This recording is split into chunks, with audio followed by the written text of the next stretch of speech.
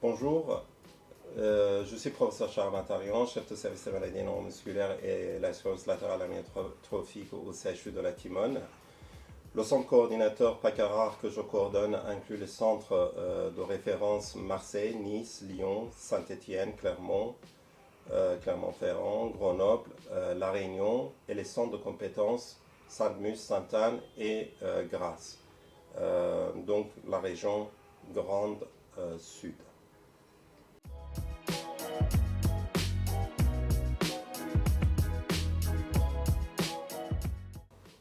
Nos activités suivent les 4 axes et les 27 actions déterminées par la filière FINEMUS, principalement la réduction de l'errance et l'impasse diagnostique, participation aux essais thérapeutiques innovants, lutte contre la pénurie et la rupture des traitements, coordination des parcours de soins, participation au PNDS, ETP, coordination des RCP, formation du personnel soignant, des patients, organisation des journées thématiques pour la formation et information, des webinaires, développement de la télémédecine et de la téléexpertise, une activité de recherche importante dans ces pathologies.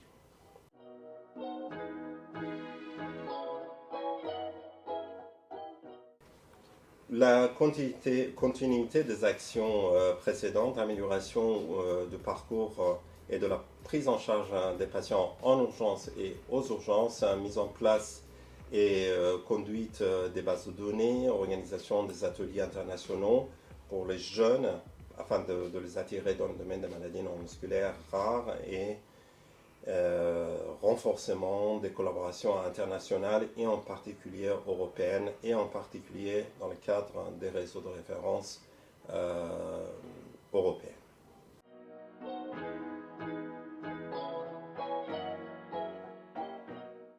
Un monde futur où les maladies neuromusculaires bénéficient d'une prise en charge optimale grâce aux avancées scientifiques et technologiques, il est essentiel de se pencher sur les perspectives futures de cette prise en charge. Les nouvelles avancées en génomique, thérapie génique, cellulaire, biothérapie, ainsi qu'en neurologie et en robotique offrent des opportunités extraordinaires pour transformer les diagnostics et les traitements et la prise en charge.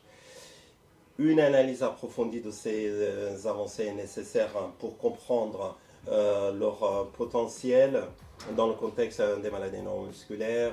Ces technologies permettront un diagnostic précis, personnalisé, tandis que les thérapies géniques et biothérapies permettront d'offrir des traitements révolutionnaires en ciblant les causes.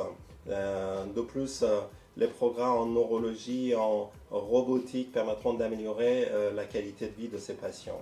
Ensuite, il est crucial d'examiner comment ces avancées pourraient intégrer dans la pratique clinique. Cela inclut non seulement l'adoption des nouvelles technologies, mais également la formation des personnels de santé et l'organisation du système de soins pour garantir un accès équitable à ces innovations.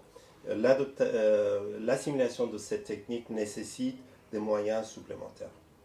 Et il est essentiel d'évaluer l'implication éthique, sociale, économique de l'adoption généralisée de cette technologie.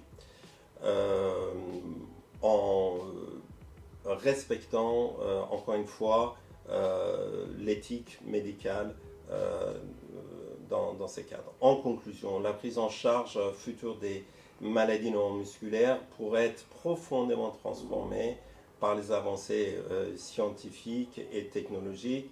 Cependant, il est nécessaire, par une approche proactive, de préparer cet avenir avec adaptation de notre système hospitalier pour assimiler ces technologies.